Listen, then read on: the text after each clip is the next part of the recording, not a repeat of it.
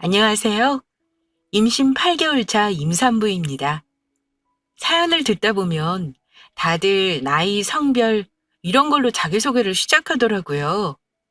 그런데 전 임산부라는 사실을 꼭 알리고 시작하고 싶었습니다. 결혼하고 5년이 넘어가도록 임신이 되지 않아 몸고생, 마음고생 다 했거든요. 마음을 비우고 아이가 없는 게 팔자인가 생각할 무렵 시험관이 아닌 자연으로 아이가 생겼어요. 그동안 수고한 노력이 아쉽지 않게 지금 너무 행복한 하루하루를 살고 있습니다. 지금까지 오는데 너무 힘들었어요. 무엇보다 힘든 저와 남편에게 응원이 아닌 유난 떤다고 말씀하시며 비난하신 시어머님 덕분에 자존감도 많이 갉아먹었네요. 그래도 든든하게 곁을 지켜준 남편과 더 이상 속상하게 살지 말라고 찾아와준 천사 같은 아이 때문에 행복한 하루하루를 살고 있어요. 지난 일 사연으로 훌훌 털어버리고 이제 더 이상 속상하지 않고 당당하게 살고 싶어 사연을 보냅니다. 그리고 혹시 저처럼 아이가 잘 생기지 않고 속상하거나 마음고생 하신다면 위로가 되었으면 해요. 제 마음이 잘 전해지길 소망하며 서툴지만 사연 전해볼게요. 결혼하고 1년 자연 임신을 위해 열심히 노력했는데 잘 생기지 않았어요. 30대 초반에 결혼해서 자연으로 생기는 걸 기다리긴 힘들 수 있다는 결론을 내렸어요. 불임이 별게 아니더라고요. 사지 말짱하고 건강하니까 저와 상관없다 생각했거든요. 그런데 그것도 아니었어요. 정상적인 부부관계를 피임 없이 해도 1년이 지나 생기지 않는다면 그게 불임이니까요. 저와 남편이 딱 그랬죠. 워낙 둘 다 아이를 좋아해서 결혼하면 아이 갖기가 결혼 계획 중 하나였어요. 그런데 한 달, 두 달을 넘기 시작했을 무렵부터 조바심이 났습니다. 이미 결혼한 친구들 보면 첫째는 20대 후반에 결혼해서 그런지 빠르게 가졌거든요. 저와 비슷한 나이에 둘째를 갖는 친구들도 둘째 계획을 하곤 5달을 넘기지 않고 임신 소식을 알려줬어요. 물론 계획하지 않고 어느 날 갑작스럽게 임신 소식을 전하는 친구도 있었죠. 그에 반면 저는 달랐어요. 배란기를 확인해가며 열심히 노력했는데 1년이 지나도 소식이 없어서 시험관 시술을 하기로 결정했습니다. 시간을 마냥 보내기엔 남편이나 제 나이가 어린 게 아니었거든요. 그리고 아이는 둘 정도는 낳고 싶었어요. 그래서 둘째도 생각한다면 하루라도 빠르게 임신을 해야 했죠. 그래서 난임 판정을 받고 시험관 시술을 결정했어요.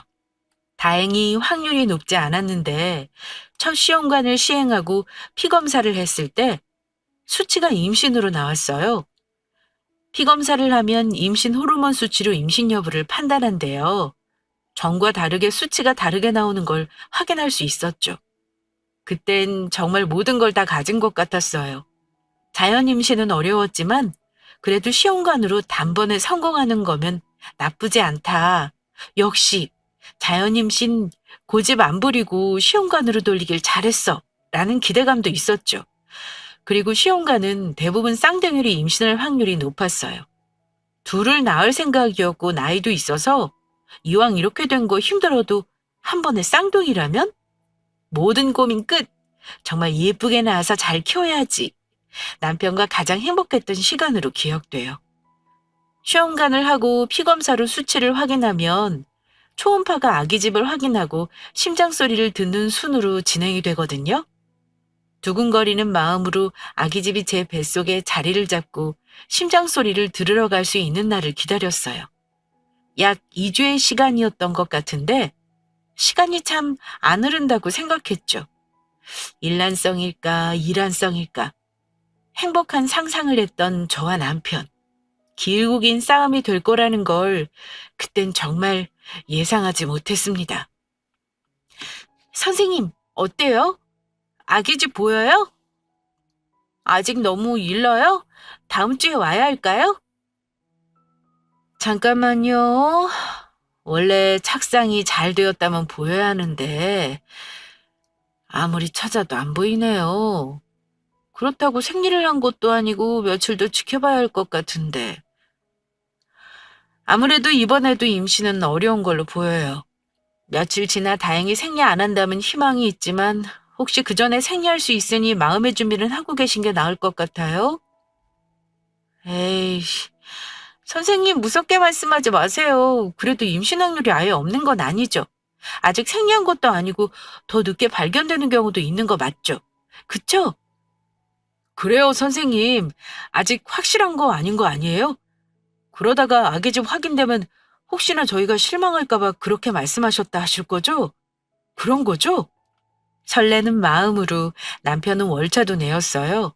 처음 아기 집을 확인하고 심장 소리를 듣는 역사적인 날 함께하고 싶다고요.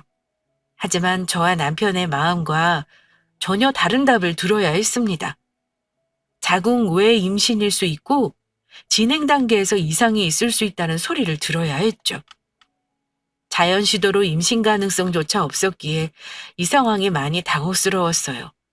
임신이라는 게 멀고도 험한 길이라는 걸 처음 안 거죠. 수정이 되고 엄마 몸에 변화가 일어나기만 해도 호르몬 수치는 변할 수 있대요. 사실 착상을 하고 임신을 한 와중에도 3개월을 조심하라는 건 자연 유산되는 경우도 많기 때문이고요. 차분히 설명해 주시는 의사 선생님은 생각보다 진지했어요. 저희가 마음 상할까봐 배려해 주신 부분도 있지만 시험관 시술 자체가 희망 고문에 가까울 수 있다는 현실을 직시하게 만들어 주셨거든요. 저도 좋은 소식을 전하고 싶어요. 요즘 세상에 인구 절벽이다라는 소리 많이 하잖아요. 임신 안 하려는 신혼부부가 많다는데 이렇게 임신하려고 애쓰는 부부 보면 감사하고 산부인과 의사로 보람되죠. 그래도 마냥 좋은 소리만 할 수 없는 게 또 제 위치예요. 한 번만에 성공하시는 분도 있지만 10년 넘게 아직도 저희 난임 클리닉 다니시는 경우도 있으니까요. 제가 해드릴 수 있는 말은 지치지 않고 꾸준히 갈 수 있는 마음 그거 하나라는 걸 전해드리고 싶습니다. 기대감을 품고 좋게 말해주길 기다렸던 저와 남편은 냉정한 의사의 말에 상처를 입기도 했어요. 집으로 가는 차 안에서 이해 못하는 건 아니지만 그래도 너무 냉정하다는 말을 서로 주고받았죠. 한 번, 두 번, 세 번 그렇게 시험관 시도 횟수가 늘어가면서 처음 말해줬던 의사 선생님 말을 곱씹게 되었어요. 서운했던 그 말은 어느새 위로가 되어 있었죠. 그리고 현실로 다가왔어요. 힘들다는 거 알고 시작했는데 매번 임신이 아니라는 소리를 들을 때마다 무너지는 가슴을 부여잡고 애써 괜찮은 척, 덤덤한 척, 마음을 추스려야 했죠. 힘들고 긴 과정을 거쳐도 엄마가 될 수 있다는 그 결과 하나면 버틸 수 있을 것 같았습니다. 산부인과 대기실에 앉아 순서를 기다리면서 유모차를 끌고 오는 부부들을 볼 때면 정말 부러웠어요. 나는 언제쯤 유모차 끌고 아기 안고 올 수 있을까 생각했죠. 처음에 난임 시술을 받으러 병원에 올 땐 남편과 이야기도 많이 했어요. 첫 임신 소식을 듣기 전에도 설레임과 기대감이 컸으니까요. 그리고 금방이라도 임신하고 아기를 낳고 산부인과가 아닌 소아과로 다닐 것 같았어요. 하지만 한 번, 두 번, 세 번 횟수가 늘어가니 남편과 대기실에 앉아 있어도 서로 주고받는 말이 적었어요. 마치 합격자 발표를 듣는 기분이었거든요. 합격이라는 원하는 결과가 아니면 위로의 말을 건네기도 차가운 분위기. 산부인과 대기실에 앉아있는 저와 남편이 그랬습니다. 어떻게 됐니? 이번에도 또 꽝인 거야? 이게 벌써 몇 년째니? 너랑 상우 결혼한 지도 4년이고 시험관인지 뭔지 임신한다고 병원 드나든 것도 벌써 3년이 넘었다 얘. 그 말하면 안 생기는 거 아니니? 둘 다 문제 있는 것도 아니라며. 들어설 애면 벌써 들어섰겠다. 그거 아니면 누구 하나 애 못 갖는데 속이는 거 아니니? 이건 뭐 소식이라도 들려야 뭘 어떻게 하지? 상가집도 아니고 입 밖으로 내지는 못하고 쉬쉬하고 소식도 안 들려. 아주 피가 마른다 말라. 엄마는 말을 왜 그렇게 해? 아무리 답답하고 속상해도 당사자만 하려고. 솔직히 나도 병원에 가고 있지만 제일 힘든 건 지혜야. 다양한 검사에 시술에 몸 붓는 거 보면 안쓰럽다니까. 그런데 내가 대신 해줄 수 있는 것도 아니고 엄마가 이렇게 말하는 거 다 가슴에 남아. 안 보고 살 거 아니면 그런 말 하지 마. 가뜩이나 지혜 기죽어 사는데 엄마는 왜 그런 말로 애 눈치 주고 그래? 그렇게 시험관 쉬수라며 임신 결과를 기다린 게 어느덧 3년이 지나가고 있었어요. 다람쥐 쳇바퀴 굴러가듯 새로운 달이 되면 병원에 가 하나씩 임신을 위해 달려가니 시간이 가는 것도 제대로 몰랐거든요. 아니, 사실은 알고 싶지 않았어요. 긴 싸움이 될 것 뻔한데 시간이 중요할까 애써 외면하고 싶었습니다. 임신했다는 소식, 엄마가 된다는 사실 하나만 보고 앞으로 달렸으니까요. 그러면 어느 날 갑자기 시어머님이 역정 아닌 역정을 내셨어요. 그렇게 소식도 없는 거 왜 하는 줄 모르겠다고요. 그리고 저희 만날 때마다 상갓집에서 누구 죽었을 때 그 이야기 꺼내면 가족들 속상하니 아무 말 못하는 것처럼 꼭 지금 저희 집 분위기가 그렇다고 불편해 하셨습니다. 그러면서 혹시 임신 못하는데 임신할 수 있다는 기대로 시간 버리는 거 아니냐는 말까지. 정말 비수에 꽂히는 말들은 다 하신 것 같아요. 입 다물고 있었냐고요? 네, 그랬어요. 시험관 시술 3년 차쯤 되니 자존감을 갉아먹게 되었거든요. 건강상 이상이 있는 것도 아니라는데 아이는 들어서지 않고 소속이 없으니 답답했어요.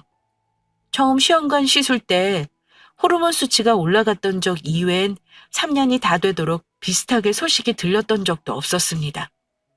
정말 껍데기만 있는 채 버티고 있었다는 말이 그때 저를 표현하기 정확할 것 같아요. 어떻게 보면 산송장이 따로 없었죠. 거듭되는 시험관 시술에 저는 저도 모르게 지쳐가고 있었거든요. 지금은 그때 시어머님이 했던 말을 토시도 빼먹지 않고 사연으로 전하면서 화가 나요. 근데 정말 그땐 아무 말도 할 수 없었어요. 애 못난 죄인처럼 고개를 숙이고 있을 뿐이었죠. 그런 저를 대신해 화를 낸 건 남편이었습니다. 옆에 사람들은 말이라도 하지만 속상하고 몸도 상하는 건 저라고요. 그러니 그런 말 마시라고 단호하게 말해주는 남편이 참 고마웠습니다. 얘, 울어? 우니? 누가 보면 이 시애미가 시집살이 시키는 줄 알겠다. 누가 너 시집살이 시키려고 그러니? 그렇게 안 생기니까 내가 볼 때도 너 힘들고 아파 보이고 밝고 화냈던 애가 생기 없이 풀 죽어 있으니까 안쓰러워 그러지. 누가 애 낳으라고 등 떠밀든? 애 없어도 니네 둘만 잘 살면 된다고 그렇게 말했잖아. 코 죽어도 애 낳는다고 돈은 돈대로 써 몸은 몸대로 버려 시간은 시간대로 가. 지난 3년간 니네 여행은 갔다 온 적 있니? 부부 사이 대화는 제대로 하고? 거봐, 대답 못하지? 그게 그런 거다. 희망 고문이 뭐 별거야? 임신할 수 있을 거란 기대로 시간 버리고 돈 버리는 거지. 생길 애였음 진작 생겼어. 그만 포기하고 니네 살 길 살아. 보는 나도 다 속상해. 제 편을 들어주는 남편 때문에 시어머님 앞에서 대성통곡했거든요. 그간의 서름이 복받쳐 오르는 듯 멈추려 해도 멈출 수 없었습니다. 깜짝 놀란 시어머님은 오히려 억울해하셨죠. 애 낳으라고 등 떠민 적 없다고요. 3년 동안 애 가지러 시도하면서 쓴 돈만 해도 얼마인 줄 아냐며 오히려 어이없어 하셨습니다. 그 돈이면 신혼집 더 큰 데로 가고 해외여행도 몇 번 다녀왔겠다고요. 옆에서 같이 듣던 남편은 그만하시라고 언성을 높였어요. 하고 싶은 거 하는데 왜 엄마가 참견이냐고요. 돈 달라는 거 아니고 대신 몸 아파 달라는 거 아닌데 너무 쉽게 말한다며 꼬박꼬박 시어머니께 대꾸했습니다. 시어머님은 아랑곳하지 않으셨어요. 그러던 말든 당신 말만 하기 바빴으니까요. 지금 생각해보면 대꾸 못하겠으면 그냥 나왔으면 되는데 왜 거기 앉아서 그 말을 다 듣고 있었는지 모르겠네요. 임신하고 싶은데 마음처럼 안 되고 산부인과 3년에 저도 참 바보 천지가 다 되어 있었던 것 같았습니다. 아니, 말이야 바른 말이지. 요즘 MZ 세대 애들은 애 안 낳는다며? 애 키우는데 돈 많이 드니까 애 낳고 지들끼리 행복하게 산다는데 너네는 웬 유난인지 모르겠다. 생겨도 안 낳을 판에 안 생기는 애 돈 써가며 기를 쓰고 임신하려는 이유가 뭔지. 그렇게 했는데 안 되면 포기할 줄도 알아야지. 그만큼 했으면 된 거야. 앞으로 몇 년을 더 그렇게 할 줄 알고 치료받는 돈을 그렇게 흥청망청 쓰는지 모르겠어. 얼마 전 뉴스 보니까 자식 하나 키우는데 6억 든다며? 니네는 이미 2, 3억은 치료받느라 쓴 거 아냐? 애 생겨도 키울 돈 없겠다. 그만 써. 밑 빠진 독에 물 붓기지. 니네만 행복하게 살라고. 엄마, 그만하세요. 엄마 말대로 그 돈 우리 마음대로 쓰고 행복 찾으면 되는 거 아니야? 지나고 후회하더라도 우리가 하는 거고. 왜 엄마는 자꾸 그만하라는지 솔직히 모르겠어. 정말 지혜가 걱정되는 건지 치료비가 아까운 건지 말이야. 병원비에 몇 억을 썼어도 그 돈 우리가 사용해서 그걸로 행복한다면 된 거 아니야? 엄마 말대로 그렇잖아. 여행 가서 쓰면 그 돈은 뭐 달라? 저축해서 미래에 사용하는 거 아니고 사용하는 거면 어디에 사용하든 그건 엄마가 뭐라고 할 게 아닌데 왜 지혜 맘 상하게 그래? 나 갈 거니까 그런 줄 알아. 지혜야 일어나서 가자. 있어봤자 더 좋은 소리 못 듣겠다. 듣다 안 된다고 판단했는지 남편이 제 팔을 들고 일으켜 세웠습니다. 있어봤자 좋은 소리 못 들을 테니 그만 가자고요. 그러면서 끝까지 시어머님에겐 실수한 거라고 입장을 고수했어요. 시어머님 말처럼 어차피 사용하는 거, 그 만족은 저희가 느끼는 건데 왈가왈부할 사항은 아니잖아요. 정말 시어머님 말을 듣다 보면 저희가 지치는 걸 걱정하시는 건지 아니면 거기에 들어가는 돈을 걱정하시는 건지 알 수 없었죠. 행복하길 바란다는데 정말 저희 행복을 바라시는 분이 맞아라는 뉘앙스로 저희가 답답하다는 듯 말씀하셨으니까요. 남들은 돈 많이 들어 자식 안 낳는다는데 돈 들여 자식 낳을 필요 있냐는 말은 지금도 가슴에 못으로 박혀 있습니다. 그렇게라도 낳고 싶은 마음을 정말 하나도 이해 못하시는 건 그럴 수 있다 쳐요. 그래도 그 말은 저희에게 하지 마셨어야 했습니다.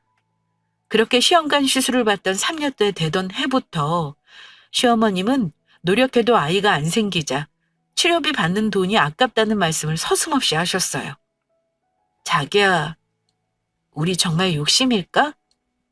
우리 사주에 아이가 없다는데 우린 그것도 모르고 아이 생기라고 이렇게 간절하게 비는 거면 어떡해?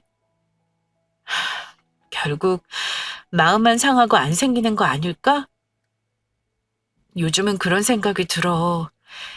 남들은 임신하면 태몽도 잘 꾼다는데 그 흔한 꿈 한 번 안 꾸는 거 보면 우린 애 없나 싶어서. 왜 그런 이야기를 해? 하고 싶은 거 하는 거지. 시도도 안 하고 시간 지나 한 살이라도 젊을 때 좀 더 해볼 걸 이런 후회하기 싫다며. 힘든 거 알고 시작했잖아. 그냥 묵묵히 가는 거지 뭐. 시험관 시술 후기 보면 다 그렇잖아. 포기할 때 찾아온다는 말도 있고 늦게 찾아와서 그만큼 더 소중하다는 말들. 이왕 결정한 거 가보자. 혹시 네가 너무 힘들거나 몸이 못 견디겠다 생각 들면 말해. 그렇게까지 널 희생하면서 아이 갖고 싶지 않아. 그렇다면 그건 정말 욕심이지. 우리가 행복해야 앞으로 우리에게 올 아이도 행복한 거니까.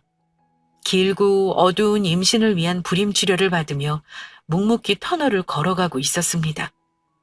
원래 제 스타일이 그렇거든요. 무언가 내 의지대로 할 수 없을 땐 발버둥을 쳐도 소용없더라고요. 오히려 체력이 소진되고 마음이 더 상하고 그러니까요. 삶을 사는 오랜 노하우가 있는 건 아니지만 적어도 제가 살아온 30년의 삶은 그랬습니다. 힘들고 어떻게 할 수 없는 시기가 한 번쯤 찾아오면 그냥 바닥에 납작 엎드렸어요. 엎드린 채로 느리더라도 서서히 기어가더라도 앞으로 가는 거죠. 그러다 보면 어느 순간 길고 긴 터널의 끝이 보이거든요. 또 언젠가는 터널을 언제 빠져나왔는지 인지하지 못한 채 행복한 하루의 한순간에 빠져있기도 했어요. 임신 준비를 위해 3년간 묵묵히 다람쥐 쳇바퀴를 굴리듯 앞만 보고 간 제가 그랬습니다. 그러다 시어머님으로 갑자기 위기가 찾아왔어요. 문득 이게 다 내 욕심인가 싶었던 거예요. 삼신 할머니는 우리 부부에게 줄 아이가 없는데 계속 귀찮게 구는 거 아닐까 싶었죠. 눈길도 안 주는데 이러고 있는 게 맞나 흔들렸어요. 근데 남편이 흔들림 없이 절 붙잡아 주더라고요. 누구나 후회의 순간, 힘든 순간은 있기 마련이고 그럼에도 해야 한다 생각하면 묵묵히 가는 거 아니냐고요. 저와 같은 생각을 한 이 남자, 제 남편이라 고맙고 든든하다 생각한 순간이었습니다. 그리고 혹시라도 제 건강이 힘들거나 마음이 견디기 힘들면 그땐 깨끗이 포기하겠다는 말에서 사랑도 느낄 수 있었죠. 이런 사람을 닮은 아이가 낳고 싶었습니다. 그래서 힘든 이 과정을 계속하기로 마음 먹었어요. 남편 말처럼 시간이 더 지나 후회하느니 할 수 있는 데까지 최선을 다하고 싶었습니다. 니네 아직도 소식 없는 거지? 지난번 말 꺼내고도 3개월이 더 지났다. 뭔 고집을 그렇게 부리는지 지들만 행복하게 살면 되는 거지. 안 생기는 애 만드느라 돈 써. 마음은 마음대로 지쳐. 대체 누굴 위해 그렇게 기를 쓰고 고집피는지 모르겠다. 내 말 서운하게 듣지 말고 다 니네 생각해서 하는 말이니까 안 생기는 애 억지로 만들지 말고 이미 있는 애한테 잘하라는 거지. 괜히 엄마한테 돈 쓰고 고생하니까 내 답답해서 하는 소리다. 애미가 돼서 그런 소리도 못하니? 내가 남이야? 자식한테 이런 소리도 눈치 보고 해야 할 정도로? 아이고 아이고, 애 못 낳는 며느리가 상전이다 상전이야. 있는 애? 있는 애가 어딨다고 엄마는 이상한 소리하고 그래? 애가 있었으면 나랑 지혜가 산부인과 다니며 치료받고 있겠어? 뭔 말이 되는 소리를 해야지. 장손 유학 간단다. 우리 하나밖에 없는 장손. 애가 고등학생인데 벌써 지 하고 싶은 거 찾아서 유학 가서 공부 더 하고 박사학위도 따고 온다잖니. 얼마나 기특해. 아니 그렇잖아. 생기지 않는데 억지로 돈 쓰는 것보다 돈 필요한 장손에게 주면 좋은 거 아니야? 옛날에는 다 그랬어. 형제가 괜히 형제니? 다 한 뱃속에서 이어졌으니 다 같은 형제인 게지. 내 자식이 없으면 형애가 내 애고 그런 거지. 니네가 너무 되지도 않는데 큰돈 써가며 돈 날리고 몸은 몸대로 고생하니 이야기하는 거다. 똑똑히 생각해야지. 안 그러니? 엄마, 그게 무슨 소리야? 형애가 왜 내 애야? 엄연히 다르지? 무슨 말도 안 되는 소리 하려고 앉으라 한 거야? 아, 왜 이래? 뭐 잘못 먹었어? 안 해도 될 소리 우리 엄마 너무 하시네. 형이 돈 필요하대? 그래서 엄마가 나한테 그러는 거야? 아니면 앞으로 나 안 보려고 작정한 거야? 처음 말 꺼내기가 어렵지 다음은 쉬웠나 봅니다. 3년이 지나 뭐하고 힘들게 애 갔는데 돈 쓰냐고 말 꺼낸 시어머님은 그 후로도 틈만 나면 힘들게 뭐 하는 짓인지 모르겠다는 말을 하셨어요. 그래도 한 귀로 듣고 한 귀로 흘리기로 했죠. 그래서 사실 자주 뵙거나 전화를 드리지도 않았어요. 드려봤자 좋은 소리 못 들을 테고 마음 상할 거 없으니까요. 그래도 아예 안 보고 살 순 없으니 오랜만에 식사라도 할 겸 시어머님 집에 들렸습니다. 그랬더니 또 한 소리 하시는 거죠. 여전히 소식도 없는데 돈 갖다 버리고 있냐고요. 그러면서 한탄하듯 말씀을 이어가셨죠.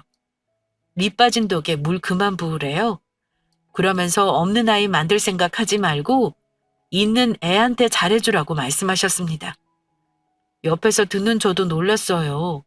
애? 애가 있다니요? 라는 말을 그 와중에 저도 했으니까요. 그랬더니 시어머님이 하시는 말씀이 정말 가관이었습니다. 시아주버님 아이, 큰 조카를 두고 하는 말이었거든요. 남도 아니고 조카는 옛날이었으면 다 자식에 속했대요. 요즘 애들이 워낙 실리를 따지고 선을 그어서 그렇다면서 장손이 잘 돼야 우리 집안이 잘 되는 거라는 말도 덧붙이셨답니다. 뭘 그렇게 화를 내고 그러니? 내가 아예 없는 말을 하는 것도 아니고 내가 모르는 사람 도우래? 어디 기부하래? 장손이 남이야? 니네 이렇게 돈은 돈대로 쓰고 시간 지나서 돈도 없고 아이도 없으면 그땐 어쩌려고? 니네 제사밥 차려줄 애들은 있어? 길바닥에 돈 투럭으로 갖다 버리고 있는 거야. 니네가 하는 일이 지금. 근데 봐라. 그 돈을 장손에게 쓰면 그러면 어떻게 되는지 빤히 눈에 보이잖니. 장손은 공부도 잘해. 유학 가서 지하길 잘 살피려 해. 이럴 때 니네가 치료비에 버리는 돈 투자다 생각하고 장손한테 유학비를 보태주면 얼마나 좋아. 집안에 장손이 잘 돼야 그 집안이 사는 거야. 그래도 네 형은 애도 잘나 잘 키워 투자할 가치가 있는 곳이니 오죽하면 이렇게 말할까. 막말로 장손이 잘 돼서 고맙다고 니네 챙기지 입 싹 씻겠니?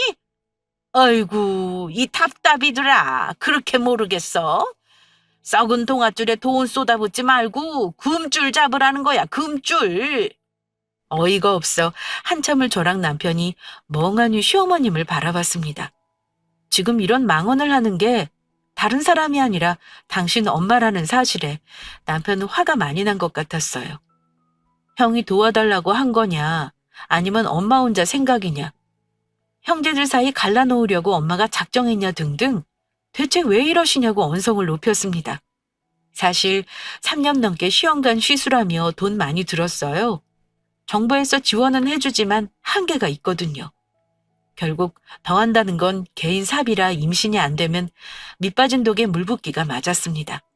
하지만 그렇다고 시어머님께 도와달라고 한 적 없었어요.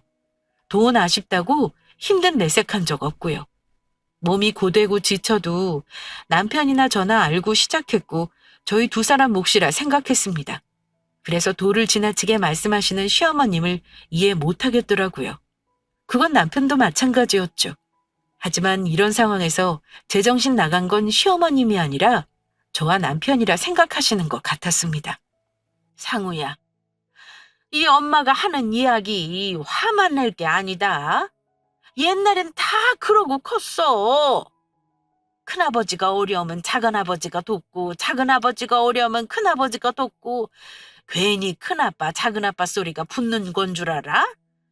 그만큼 책임감을 가지라는 거야. 아우 됐다 됐어. 평양감사도 지 싫으면 그만이라고 하기 싫으면 말아라. 주기 싫으면 주지 마. 안 주면 되는데 이 애미를 아주 이상한 노망난 할머니로 몰아붙여도 유분수지. 나중에 다 늙어 이 애미도 없고 챙겨줄 가족도 없을까봐 미리 투자한다는 셈치고 안 생기는 애 억지로 돈 써 만들려고 하지 말고 장손 유학비나 주라는데 그걸 못해서 애미 앞에서 언성 높이면 말 다 했다. 내가 자식 헛 키웠네. 헛 키웠어. 아우 늙으면 죽어야지. 며느리도 있는데 이렇게 두 눈 부릅뜨고 대더니 무서워서 말도 못 꺼내겠네. 아이고 영감. 갈 때 나도 데려가지 그랬어요. 내가 이 꼴 보려고 당신 먼저 보냈나 봐요. 아이고. 아이고. 시어머님은 정말 작정이라도 하신 듯 저와 남편에게 쏟아 부으셨습니다. 기분 나빠 주기 싫으면 안 주면 그만이지 애미 앞에서 언성 높인다고 버릇없다고 죽는 소리 하셨어요. 정말 마지막엔 이런 꼴 보려고 시아버님 먼저 보내고 살아있는 건지 서글프다며 곡소리를 하셨으니까요. 시아버님 일찍 보내고 힘들게 두 형제 키웠어도 형제 오해 하나 좋은 거 그거 하나 애미의 희망이었는데 결혼 잘 못해 이 사단 났다며 마지막엔 저까지 싸잡아 뭐라고 하셨습니다. 진짜 미친 소리가 따로 없었어요. 버릇없다고 하실 수 있지만 정말 어디서 개소리가 이렇게 시끄럽게 지저대나 그런 생각이 들었거든요. 남편은 제가 중간에 껴 같이 욕먹으니 제 얼굴 봐서 더 크게 언성 높이고 그만하시라고 대드는 거 알죠? 왜 모르겠어요. 그런데 전 정말 어이가 없더라고요. 시어머니 병원비 저희가 내주고 있었거든요. 크게 아프신 건 아니에요. 70대 어르신들이 그런 것처럼 무릎 연골 아프시고 고혈압, 당뇨 같은 질환 있으셔서 꾸준하게 병원 관리 받으셔야 하죠. 물리치료도 매번 받으시고 약도 챙겨 드시면서 시즌마다 건강검진도 받으세요.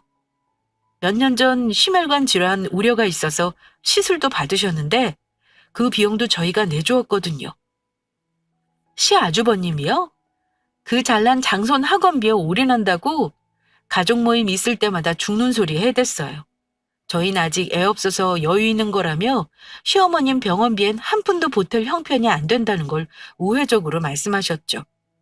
저희는 꼭 여유 없는 거 아니라는 거 알지만 알아도 모르는 척 그냥 시어머님 병원비 내드리고 있었어요. 같은 자식인데 누가 더 내면 어떻고 안 내면 어때라는 마음을 가지고 있었거든요. 그리고 최소한 미안한 척이라도 하면 나중에는 또 다르겠지 하는 기대도 조금 있었고요. 그런데 그 모든 게 소용없다는 걸 시어머님이 말씀하시는 걸로 알게 되었습니다. 그냥 저와 남편은 시아주버님이나 시어머님이나 둘에겐 호구로 보였던 거죠.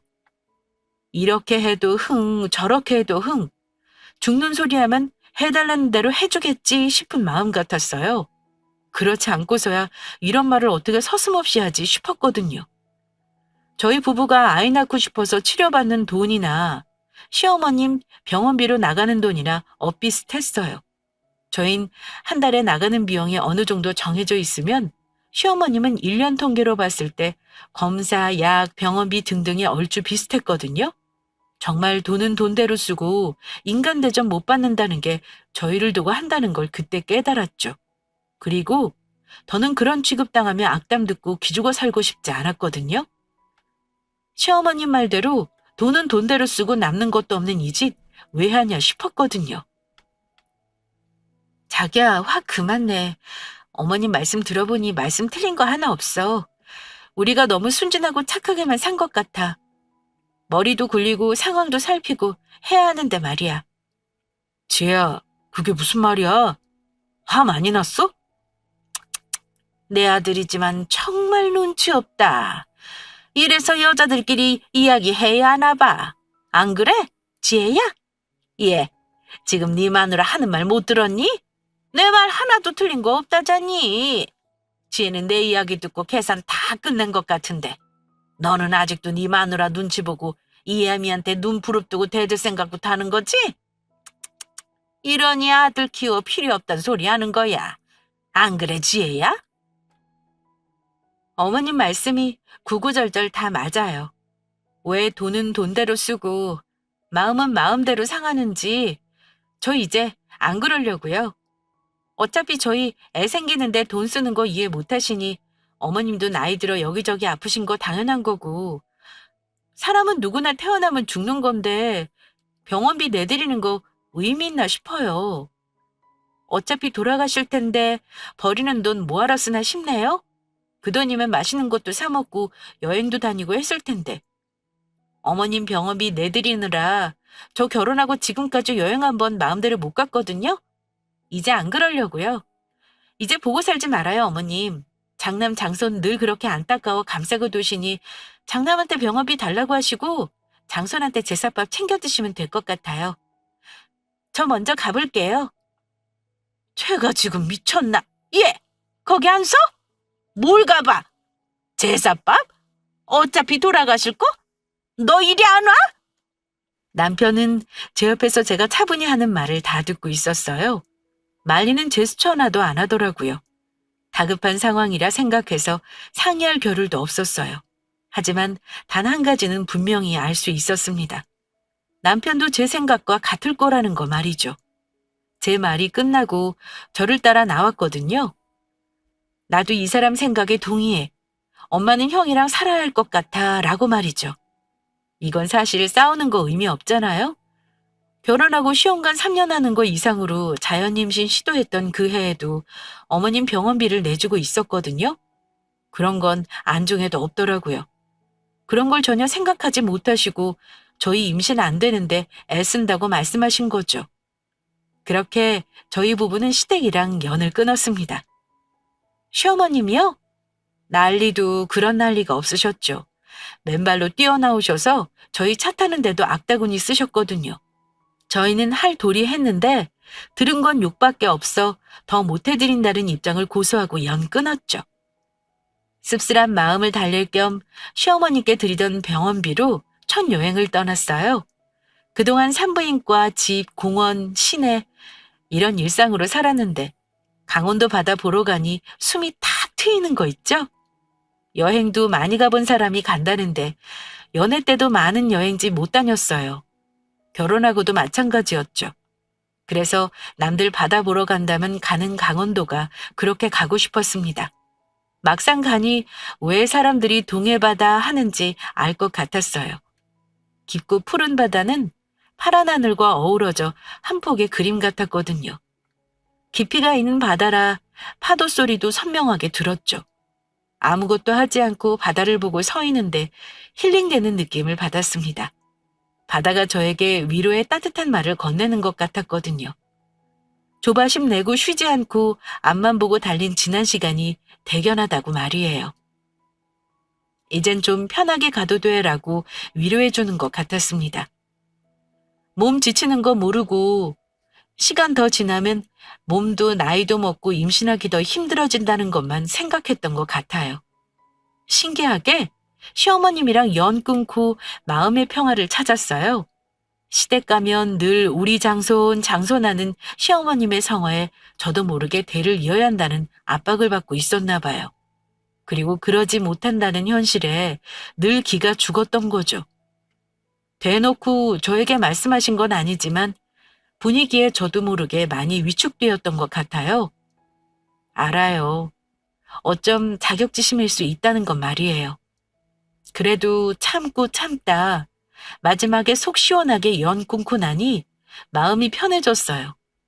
그리고 정말 신기하게 거짓말처럼 시어머님한테 속 시원하게 쏟아붓고 나온 지 정확히 3개월 뒤 그렇게 기다리던 임신 소식을 들을 수 있었습니다. 그것도 신기하게 자연 임신으로요.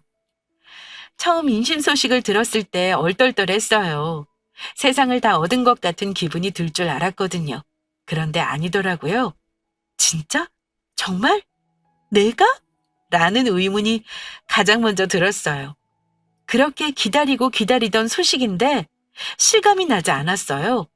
꿈인가 싶었으니까요. 그 다음엔 여기에? 이 작은 배에? 아기가 자리 잡았다고? 싶으면서 눈시울이 붉어졌습니다. 가슴이 벅차 올랐거든요. 나에게 찾아온 작은 생명에게 너무 고맙고 감사했어요. 이 작은 생명을 책임지고 키워야 한다는 사명감은 이루 말할 수 없었고요. 세월이 아무리 흘러도 임신 소식을 들었을 때 그 웅장했던 마음의 울림은 오랫동안 기억에 남을 것 같아요. 산부인과에 누워 아기집을 확인하고 심장 소리를 듣던 날, 남편과 전 두 손을 꽉 잡았습니다. 이제 시작이라는 사실. 그렇게 스타트선에 서고 싶었는데 설 수 없던 그 마음이 와 닿았다는 게 감사했거든요. 물론 임신만큼 육아 과정도 쉽지 않다는 걸 알아요. 알고 있지만 아이를 낳고 키우면서 많이 흔들리고 힘들어 하겠죠. 그때마다 이 사연 저장해 놓고 들으려고요. 내가 얼마나 너를 원했고 힘들게 가졌는데 라는 생각으로 마음을 다잡으려 합니다. 그리고 또 하나. 이제 꽃길만 걸으라고 임신한 거 축하한다고 많은 분들이 응원해 준다는 것도 믿고 있었거든요. 힘들고 긴 터널을 걸어와서 그런가 많은 사람에게 축하받고 응원도 좀 받고 싶습니다. 이제 겨우 관문 하나 통과했는데 저 좀 유난일까요? 그래도 오늘은 좀 들어주세요. 그렇게 힘든 임신 관문을 뚫고 무려 8개월 차거든요. 사연이 읽어질 때면 9개월, 이제 한 달만 있으면 아기를 만나요. 입체 초음파로 뱃속에 있는 모습을 봤는데 제가 낳고 싶다던 남편을 쏙 빼닮은 거 있죠? 두 눈을 감고 있었는데 콧매, 입매가 영락없는 남편이었어요. 쌍꺼풀이 있으면 저, 없으면 남편인데 이건 태어나야 알 수 있을 것 같아요. 그래서 출산 후가 너무 기다려집니다. 친정엄마는 뱃속에 있을 때가 제일 효자라는데 전 정말 빨리 만나고 싶거든요. 이제 한 달의 기다림이 지나면 아기를 만날 거예요. 그러고 나면 한동안의 제 자유는 사라지겠죠? 그리고 전 행복한 시간을 보내고 있을 거예요. 그러니 제 걱정은 이제 마시고 시청자분들도 항상 행복한 시간 보내시길 바래요. 그리고 누가 뭐라 해도 시간 지나 후회하기 전 하고 싶은 건 꼭 하시고 사셨으면 좋겠습니다. 그게 뭐든요. 저도 여러분을 응원할게요.